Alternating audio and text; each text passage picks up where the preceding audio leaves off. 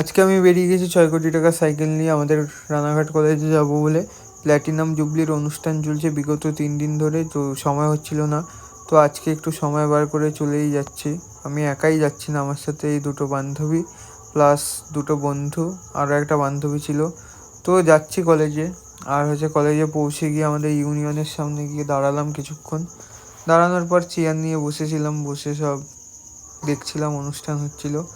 ওই দেখতে দেখতে কিছুক্ষণ সময় কাটানোর পর বসে বসে আর ভালো লাগছিল না, তো আমরা চলে গেছিলাম স্টেজের কাছে, মানে আমাদের ইউনিয়নের ছেলেপেলে যেখানে থাকে ওইখানে। তো দাদাদের সাথে ছিলাম, আর ওইদিকে এনসিসির ছেলেপেলে ছিল। তো মোটামুটি ভালোই মজা হচ্ছিল দাদাদের সাথে, বুঝতেই পারছো। তারপর যত সন্ধ্যা হচ্ছে তত ভিড় হচ্ছে কলেজে। তো ভিড় দেখছিলাম, মানে লোকজন প্রায় অনেকই হয়েছিল।